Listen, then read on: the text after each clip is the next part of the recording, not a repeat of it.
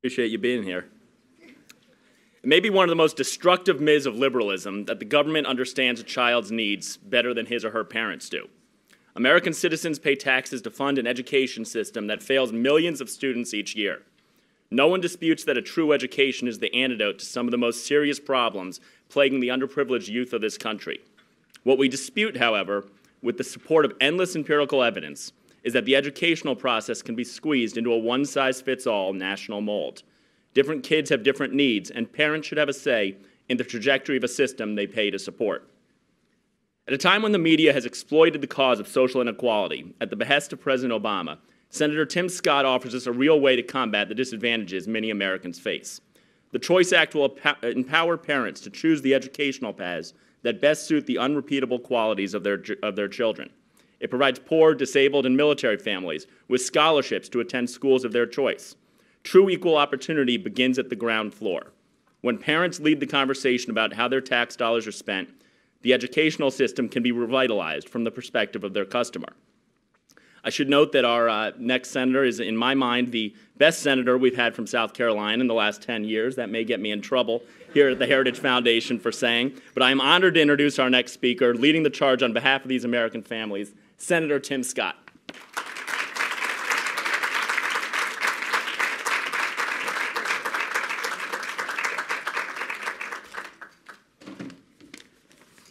I guess my first question to the audience is, Mike, where's Senator DeMint from? I was just wondering personally.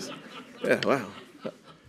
Glad there's a line of separation between the two of you guys. It is good to be with y'all. Thank you very much for the opportunity to talk about my Choice Act and to talk about an issue to me that is really about freedom. You know, the power of choice to me in education is truly the power of freedom. I think to myself when I go to church on Sundays, a friend of mine, a guy named Scott, and his beautiful wife, have a beautiful little girl. She was born with Down syndrome. And when I see them at church on Sundays, I often think to myself about what we're doing in the education space to make sure that every person has the opportunity to maximize their potential. And then I read a story about a little girl named Rachel Lewis. And I connected the dots to my friend Scott and little Rachel Lewis. Rachel Lewis also was born with Down syndrome. And her parents fought to get her into the right school, and they successfully were able to get her in school, and she did well, but then they had to move. And when they moved, the new school system simply was not very welcoming to Rachel. And so her parents fought for a year to give Rachel the same mainstream opportunity we want for every kid. And unfortunately, they had to fight and fight and fight. A little over a year later, they were able to get Rachel back in a mainstream classroom. Unfortunately, what they realized along the way was that they were going to now ask the system that fought to keep her out of these mainstream classes to now educate little Rachel. That's a tall order. That's a tough task. And so they decided to send Rachel to a different school, a school called Hidden Treasure, where Rachel could realize her potential. Now, Rachel's about 20 years old. She's graduated from high school. She doesn't have a job. She has 2 jobs. And I look around my church and I see my friends, and I say to myself, perhaps the Choice Act will be the path to seeing more kids realize more of their potential. I certainly believe that it's true here in D.C. as well. As I think through the opportunity component of the Choice Act, creating hope and opportunity for individuals and communities through education. I think about the dismal numbers here in the D.C. area. So many kids trapped in failing schools, trying to find a way out. As a matter of fact, they're trying so hard that there are 22,000 students on waiting lists. 15 schools closed. And yet, with a graduation of 56%, there is some conflict, some challenge to the notion that we should provide more opportunity scholarships to more kids. Let me explain how that works. So if you're, how many of you guys would like to have better outcomes for less money? Please raise your hand. I figured that, thank you, Mike. Glad to see your hand in the air as well.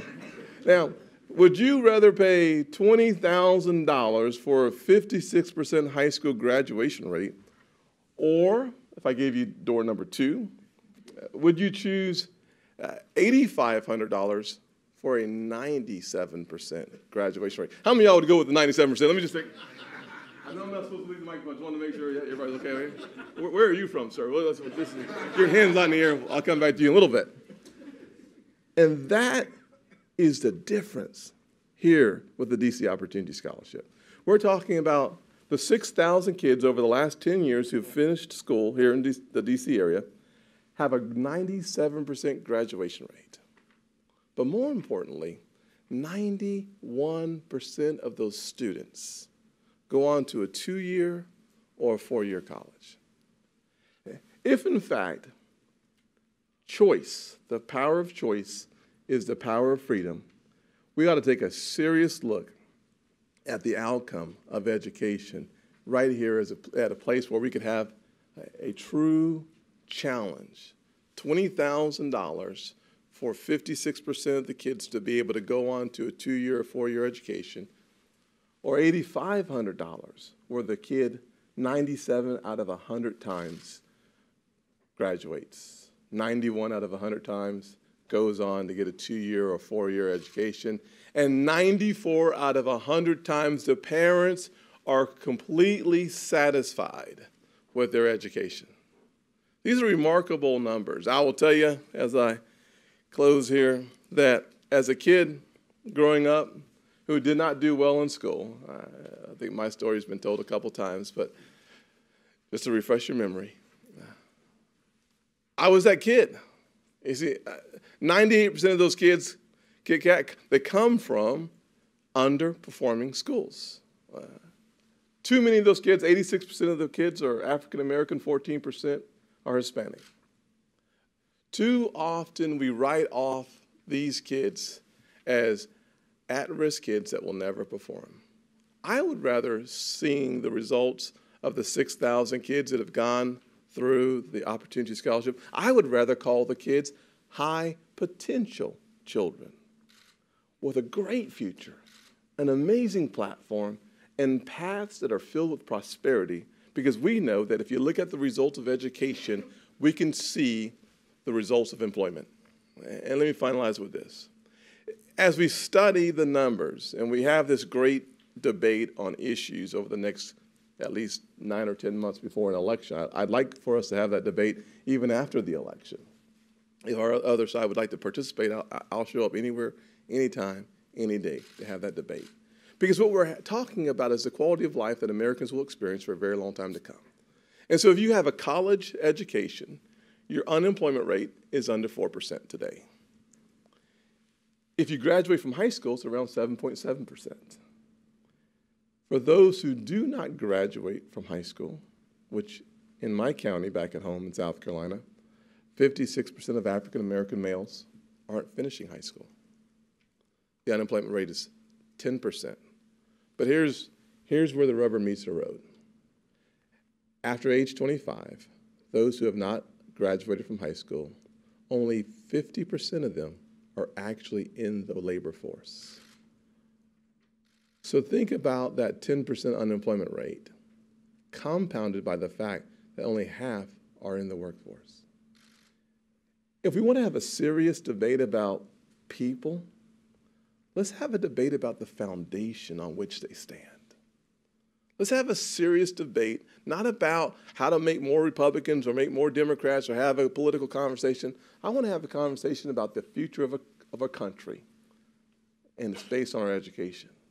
And to the extent that we provide equal access to the best education system in the world, spending over $600 billion collectively with the states, we can have a serious conversation about prosperity. And I hope that we have that debate for a lot longer than a year. And I will tell you that having had the privilege of a life that was going down the wrong direction, have you ever noticed that you always drift in the wrong direction? All drifting does not go in the right direction. I tried it, and I'll just tell you that the results of drifting is bad. The results of focus is good. And I look forward to having an opportunity to talk about the issue of education further with the brilliant panelists that will accompany me. God bless you. Thank you.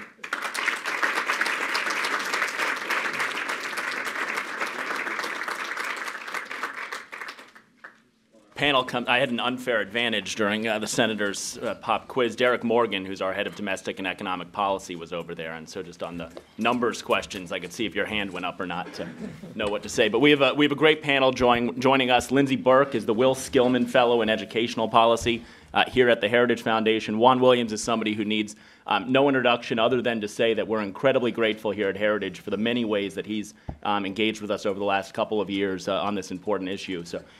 Thank you both, and maybe Juan, if I can start off with you, can you just talk about why this has been such an important issue for you personally over the years? This is the D.C. Opportunity Act, and I think it's simple to say I live in D.C. And living here, I have paid for my 3 children to go through schools because the public schools were such a disaster. And as a parent, I did not feel comfortable in sending my children to those schools. So that's a pretty simple and direct answer to the question.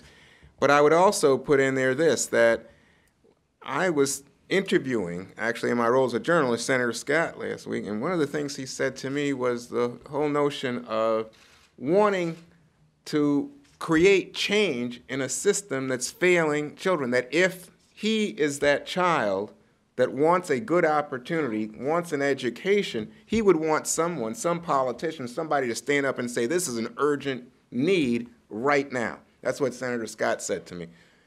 And without being playful about the fact that you can attest that you said it, I think that's exactly what we have at stake right now, is a need to blow up a dysfunctional system. And that's why I would back the use of any system, but in specific the one at hand, charter schools, vouchers, under the umbrella of school choice. We were talking about other mechanisms, tax credits and the like. But anything that would, much in the way that you think of Star Wars and May the Force be with you, get in there and say, you know, we have an urgent problem for every child in the public school structure to blow up a failing system and give that chance right now an opportunity to succeed. So, Lindsay, many of us here in D.C. know about the D.C. Opportunity Scholarship Program. We know the success stories. What are some of the success stories from around the country that we should also know about? Yeah, and we talk a lot about D.C. It's right here in our backyard, which makes it such a shame that the president has singled out the D.C. Opportunity Scholarship Program every year to try to zero out funding for this highly successful option. It is right in his backyard. And that was a great overview of Senator Scott of all of the successes that it's produced. And we've worked here with families over the years. There's a wonderful graduate of the DCOSP, Jordan, and she is the first student who went through the DC Opportunity Scholarship Program, went on to graduate college, and is now living in Japan teaching English. So we have all of these wonderful stories that have come out of the DC Opportunity Scholarship Program. But we're seeing that, Mike, you're exactly right, replicated across the country. It's not just DC. We're seeing it in places like Arizona. Arizona has engaged in what we're calling School Choice 2.0, where they're moving beyond the very worthwhile goal of providing vouchers to really giving parents control of every single penny that is their child's educational allocation. And so in Arizona, a parent can receive 90% of what the state would have spent on the child in the public system. It goes right on to a restricted use debit card. Parents can pay for private school tuition, online learning, special education services, educational therapies, curricula, textbooks, so they can really direct every single dollar of their child's education funding. And that has empowered parents in a newfound way. They can roll over unused dollars from year to year. So you have parents thinking about opportunity cost. Are they getting a good value for the money that's spent? They can even roll it into a college savings account. So this is just massive innovation in terms of school choice policy. So we have examples like that in Arizona. In places like Louisiana, they've gone beyond just school choice to course choice. Parents are choosing among courses and among teachers, not just among schools. So the states are really showing what they're able to do in terms of school choice policy. And I think it's a really exciting time to be thinking about ed policy and the future of it. And so, Lindsay, just to follow up, keeping decision-making as close to the family and it, is something that's important. We call it federalism here. Yeah. At the Heritage Foundation, federal education financing is only 10% of the total financing. Can you talk about Senator Scott's legislation and why it is such an important role for federal lawmakers? Yeah, that's a great point that you make, Mike. Federal education financing really is just 10% of all ed financing. So the federal government, you can think about them as sort of being a 10% stakeholder in terms of what we spend. That $600 billion that you mentioned we spend a year. 10% of that is taxpayer money that's spent through federal programs. So the remaining 90% is spent at the state and local level. So it's not just a matter of federalism, which is important and should guide policymaking, but it's a matter of just practically speaking where the dollars are. So when we see school choice programs move forward and when we see state and local policymakers work to craft them, it's important to keep that in mind. So where the dollars are, you want parents to have control over that funding. So you're absolutely right. All of the money's sort of at the state and local level, and that's why we want to see those crafted at the state and local level. Let's go to the audience for questions. Yes, sir. I'd like Wanda to comment on the most powerful opposition to this is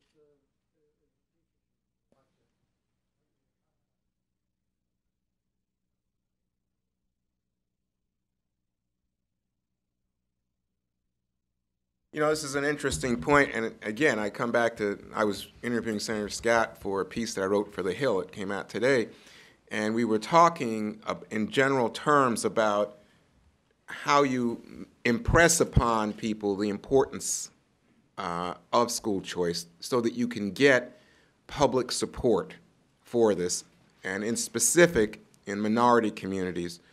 And the treacherous thinking behind this journalist talking to this public official was, in fact, that the unions really have a stranglehold in terms of minority parents. And I have long thought, why is it that poor minority parents aren't out in the streets marching and screaming bloody murder given what happens to their children in public schools? Well, the reality is, I think that the unions have convinced them that this is a source of jobs and patronage and contracts, and the focus on the child and the education of the child has been lost. And so instead of focusing on the failure to educate the child and give the child the opportunity to move beyond, the focus is on, oh, this is a source of jobs and opportunity for the adults in this community. And that's where the unions come in. And that's why I think the unions have this stranglehold as I described it to you. Now, Senator Scott sitting here, I don't know why I'm talking for him, but Senator Scott said to me— You're doing a fine job so far. All right, so far. So far. You know that's limited. That's what I was thinking. But Senator Scott's position is if you can get the message out, and he cited some of these numbers in his speech. Here is what you can get for your dollar, and here's why you should be controlling that dollar as a parent as opposed to the bureaucracy and the government, that then you would start to shift opinions, that parents would see very clearly that it was in their self-interest to try something else. Door number 2, I believe? Yes, sir. There we go. I was paying attention That's to an accurate quote, as a matter of fact. That's a rare thing for us. That's very rare. We don't do this very often. But I would like to piggyback on what you just said, because too often we have an education system that seems to be designed for adults and not for kids.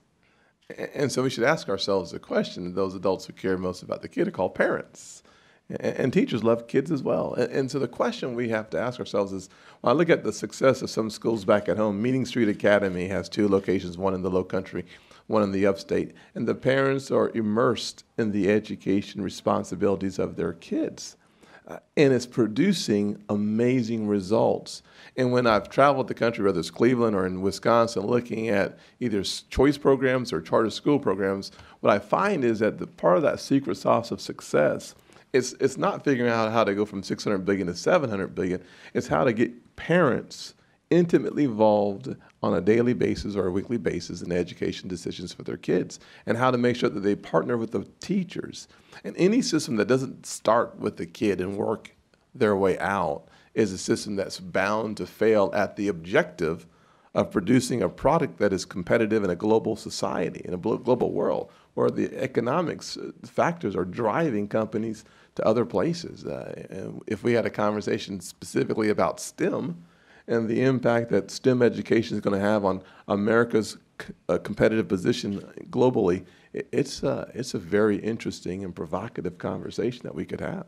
And if I could just add, too, from the teacher's perspective, this is pretty liberating, right? The fact that you are now empowering families and not just funding school systems, the fact that that is an existential threat to the union power. And I think this is part of the reason why you see in states that shift from being a forced unionism state to a right-to-work state, a precipitous decline in union membership when teachers are actually given the choice. So this is sort of choice from both ends of the spectrum, choice for teachers, choice for students.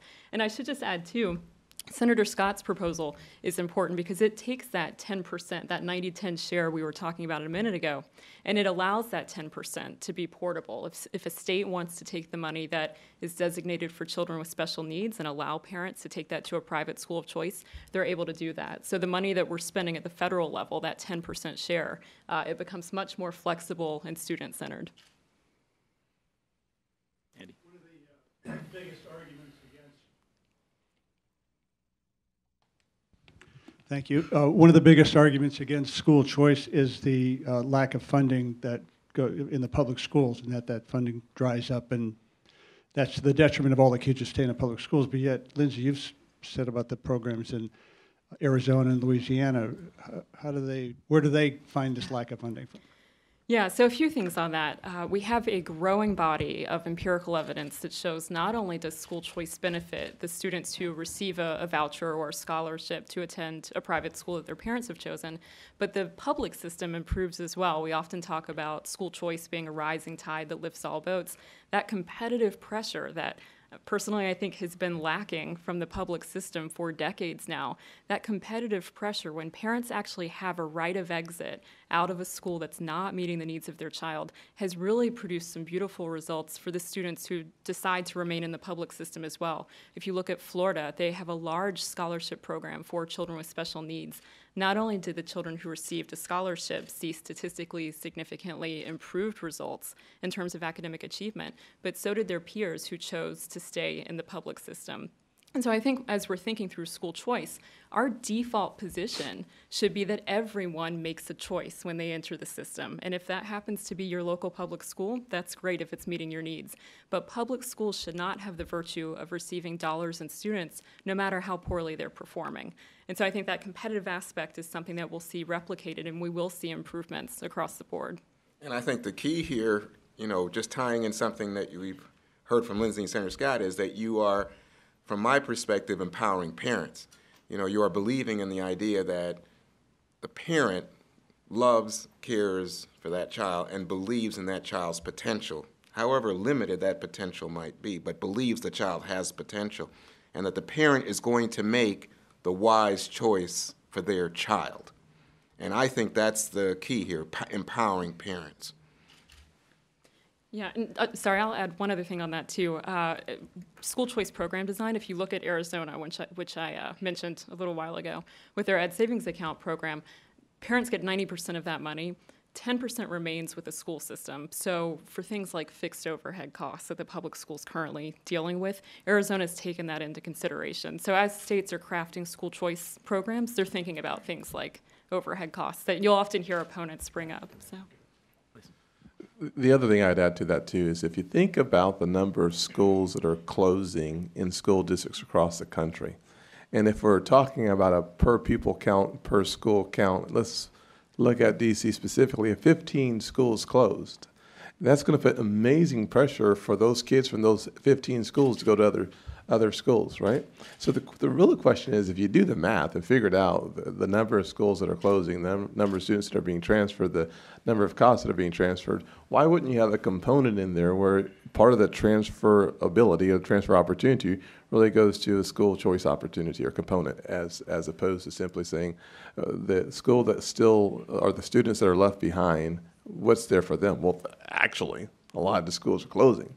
And if that's happening, not everywhere, but it's happening somewhere, perhaps there's an opportunity for us to have a discussion about those resources in a pool. And if we're thinking about, Senator Alexander and myself co-sponsored a bill that he wrote where you take $22 billion out of a $600 billion fund. We're talking 4%, 3.5%. Can we have an experiment? Would y'all please let us have an experiment with 4% of the money to see if we can be competitive with Finland and 4 Asian countries that are top 1 through 5? That's really what I'm asking in some of the places where we're seeing the least performance or the lowest performance. Miss in the black. I wonder, to what extent are you considering innovations such as the Khan Academy and their 3,000 course modules, which are being used in the Oakland system now and East Palo Alto, I think, amongst other places, to very good effect, and especially with low-achieving individuals who just were bored to death, and now they can proceed at their own speed, and they even become tutors. And this is a book by Salman Khan called One World Schoolhouse. The other comment I wanted to make is, what about drug-free schools and schools free of drug paraphernalia? I don't know if you're familiar with the fact that vaporizers are now being used on the way to school in buses with marijuana in them, and kids are getting high and are coming to school high. And can something like that, considerations for these kinds of things, be included in what you're doing? Yes, ma'am. I noticed you were looking at Juan for the second question, so I'll leave that for him. And the first question, as you were looking at me, I'll tell you that I took the time last night. It's interesting that you'd asked that question last night. I was on the khanacademy.org website, taking a look at it, because I can't figure out this DC math. I'm not sure why it is that I'm confused. We're spending more money than we're taking in. It just doesn't seem logical to me. So I went and took a look at their macro and microeconomics courses, and it'll walk you through what seems to be Adam Smith's perspective on the economy. But I'm not quite sure why I got lost. But think about what we're looking at 10 years from now, and when we look back in year 20, perhaps 24, at education as we know it today. Newt Gingrich has a book called Breakout that talks about this education model. The fact of the matter is you can go online and get a pretty strong education almost for free. So we're spending $600+ billion trying to provide a world-class education, and it's at best mediocre too often. And we're having places online where you can get a pretty competitive education if you have the time to invest when you get off from work.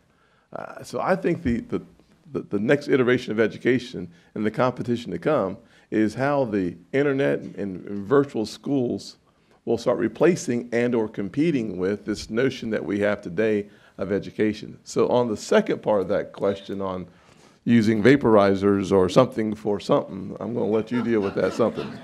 Well, given where you work, I thought you might be an expert in this area. Well, I left the House of Representatives and I'm now in the Senate, so I'm not quite sure what you're talking about. I don't know anything about that drug paraphernalia. It's really my point. It's not that I'm more distinguished. It was a lateral move the last time I checked. But anyways. Yeah, so I'm so glad you brought up Khan Academy. I just think it's an amazing sort of innovation, and I do think it will herald in a revolution in ed reform. And not just Khan Academy, but there's so many online options now, whether it's K-12 or at the higher ed level.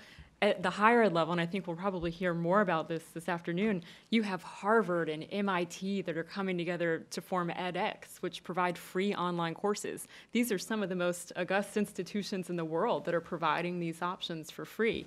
You do have some high-quality options that parents have to pay for at the K-12 level as well, but this is where I think financing mechanisms like ed savings accounts become so important, or an option in Louisiana to go from not only school to school, but course to course. So when we talk about these options, these are in essence just the financing mechanism that allow parents to access all of these options. And while Khan Academy is free, it does allow them to access other online learning options. One line that I love that Sal Khan says in One World Schoolhouse, the book that you mentioned, he said, right now, learning is variable and time is fixed. We need to flip that equation so learning is fixed and time is variable.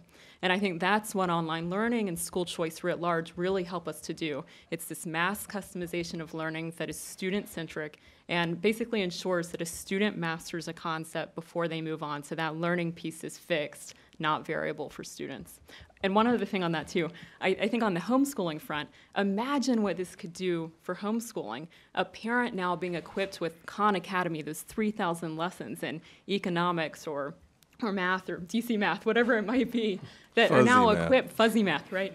These parents that are now equipped with a world of knowledge, maybe being even more confident to say, you know what, maybe I will take on the challenge of homeschooling. So there are all of these, I think, benefits that could come from this online learning revolution that's at our doorsteps.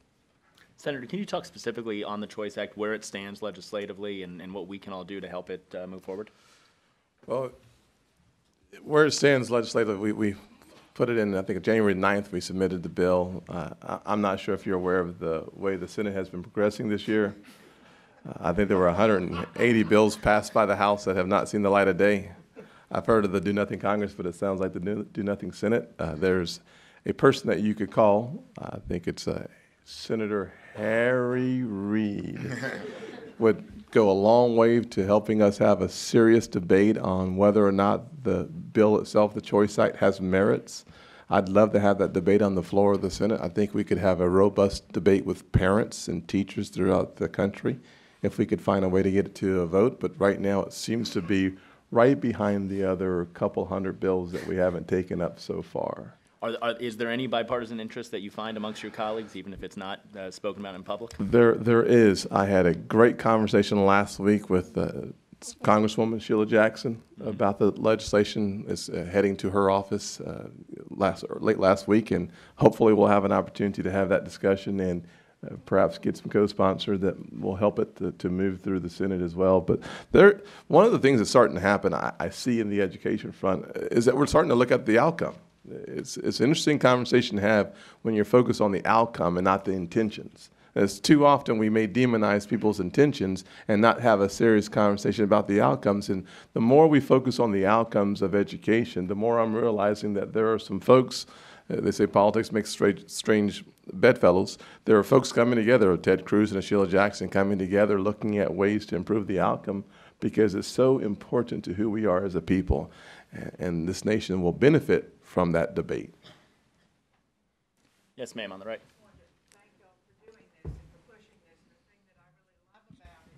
Is getting parents more involved in their children's lives and doing it through their education. But if they're involved in that, they're going to start to get more involved in other areas. And it's going to, talking about outcomes, the outcome of children graduating, getting jobs, taking care of themselves, not being on welfare, of not being involved in drugs and alcohol and all the other things out there, and just improving their lives in all these areas. I think you're going to see a lot of side outcomes come out of that. You're 100% correct. I will tell you that when I was flunking out of high school as a freshman, I flunked out and was on my way to becoming just a normal stat in the area where I lived. And my mother, she got pretty serious about my educational outcomes, and she loved me a lot. She also believed that love comes at the end of a switch, which is a Southern apparatus of encouragement, and she got seriously involved in my education, and my outcomes started to change as well. But we need parents to catch the kids when they're tilting or getting ready to fall over, and I was fortunate.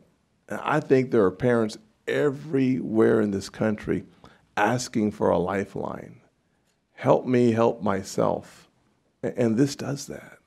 And I take that pretty seriously, though we want to have fun while we're talking about it because too many people are asleep in this part of the conversation.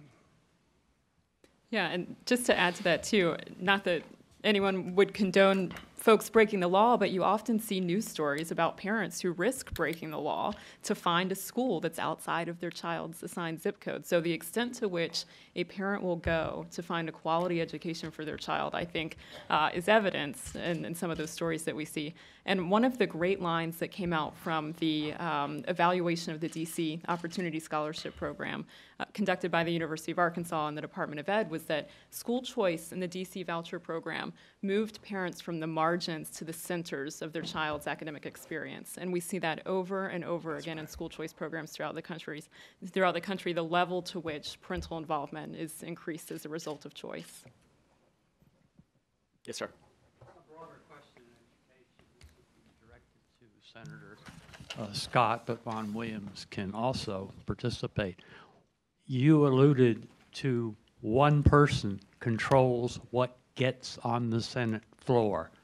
Why does Senate rules allow that, or what can be done about that? Well, sir, the more we have tried to force a conversation, the worse the rules have gotten this year, or last year as well. So we've seen the nuclear option, we've seen the implosion of the Senate as we've known it for the last couple hundred years, progressively getting worse. And as far as what we can do about that, sir, the evidence is coming in pretty clearly. There are probably 6 things specifically we can do about it. One's called North Carolina, Louisiana, West Virginia, South Dakota. They're called elections. We need 6 more Republicans so that we can change the leadership of the Senate, which is the shortest answer I'll actually have today. We'll leave it at that. I'm totally on board with what you're saying. What about negative consequences? You know, unintended consequences. I'm thinking of, say, people like in Arizona that would take $9,000 and they figure out a way to waste it, or, you know, unintended consequences. This is a good thing for parents in general. What about parents who don't care about their kids? There's a few of those around. You know, how does this affect them? Well, let me take a shot at that one. I'll give Senator Scott some time to think. Amen. No, this is a real part of this conversation. In fact, Lindsay and I were talking before we came out about the Justice Department suit in Louisiana that's against school choice. And their argument is, of course, that this is a lure to resegregation of schools, that what you're really doing is allowing the white children to get out of these schools and form some kind of Southern segregationist academy.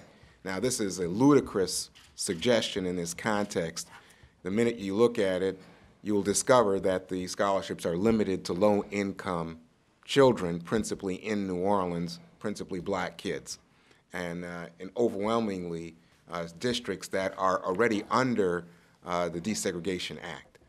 Is that, am I right so far? Yep. There we go. Okay, so the expert agrees. So but that is, again, a danger, as you were talking about. I would say another danger is that you have, in some cases, you have, in terms of school choice, particularly in terms of charters, people talk about, people form charters that are really for some, you know, extremist religious group. They have a high rate of closures in some areas. Why aren't high standards being maintained in that charter school environment? And how do you enforce standards in a charter school or even a voucher environment? What is the relationship between government funding, which is the money in the voucher, and wherever that money goes? That's another potential hazard. And do these schools take all children? One of the big complaints that comes from the public school supporters is, oh, the charter schools don't have to take kids with bad records or disabled kids or kids that have behavioral problems. We take them all. And that's why you get better results out of the charters, vouchers, et cetera. So these are all the negative consequences. And as you said in your question, there are some parents who may not be the kind that would line up, you know, early in the morning or days before in order to try to get their child into the best possible charter school. They don't care about the kid, they're lost. And so are we, in fact, condemning the child even as we're trying to help the child, because the parent is not involved, and it's not going to be involved no matter what we do. I think these are all cheap excuses, and here's why. I think that if you right now look at the status quo, you will see an inordinate, to my mind, disgraceful number of children who are being failed by the current system. And when you talk about breaking apart this system and giving power to parents, there are people who will point out potential negatives, potential failures, etc. But at this point, to me, the big problem is the status quo. Children who are being ill-served, and we have evidence in terms of the statistics that were cited earlier by Senator Scott on graduation rates, dropout rates, specifically, again, in the minority community, but don't walk away from here thinking this is a conversation about those Black and Hispanic kids. You should check out what's going on with the white kids as well. And even in the supposedly wonderful suburban schools, go compare them to the schools in the other developed Western nations in terms of how they compare on STEM outcomes. And you would say, oh my gosh, what's going on with American education at this start of this 21st century? So to me, what you're looking at is people who will cite potential stumbles, potential problems along the way. But to my mind, the urgent task for us in this moment is to acknowledge the failure of the current system and blow it up. There is undeniable risk, without any question, to anything that we do. Perhaps the greatest risk, however, is to maintain the status quo. And I was trying to do the math in my head, but I didn't get it finished yet. But if you think, 50 to 70,000 students in a school system. I'm not sure how many kids there are in D.C. 71,000? Do you know? So there's 55,000 in Charleston County. We have about 4 million folks in my state, 46 counties. So my county is one of the larger ones, 50,000 students. Think about the opportunity cost for 50,000 students at the average D.C. price tag of $20,000 per student versus 50,000 students if we had them all enrolled in opportunity scholarships at $8,500. Think about the cost of the graduation difference between 56% at $20,000, $8,500 getting 97%. Think about the difference in those who go on to get a 2-year degree or 4-year degree and what that means to everything from our manufacturing hub, that with the great natural gas prices, we see manufacturers coming back to our country versus what we would see if we didn't have this product going through the 2-year schools. Think about the fact that the unemployment rate is 3% for those with a 4-year degree, 10% for those who don't graduate from high school, which is up 44%. So we're going to pay an astronomically high number to produce higher unemployment, higher government dependency, or we can pay 40% on the dollar, reduce our unemployment rate, reduce our government dependence, as well as improve the likelihood of more businesses, more opportunities in a global economy where the competition is serious about taking us out. And if I could just add too, since you mentioned Arizona, they have put good fiscal accountability measures in place there. So parents have to submit receipts about that show their educational expenditures every quarter to the Department of Revenue.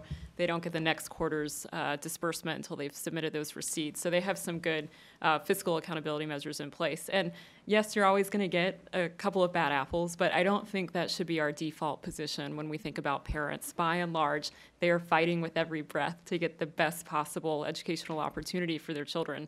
And I think in Arizona, part of that, you'll see evidence of that just by going online and looking at the Yahoo group. All of the parents that are in Arizona's Ed Savings Account program got together organically, got on this Yahoo group. They're going back and forth talking about what educational options work for their kids, and their child has this special need and what's worked well for them, and best practices on utilizing their Ed Savings Account. So I'm much more optimistic that that's the type of outcome we'll see than any sort of fraud that might be in the program. Jerry. Question about the current structure of the public school system. I saw a statistic recently that was startling. It said something like in the last 30 years, the number of teachers in the public system has increased at a compounded rate of 1 or 2%, and the number of administrators had compounded at 7%. Yeah. That's annual compounding. So in other words, the administrative and overhead staff has grown dramatically.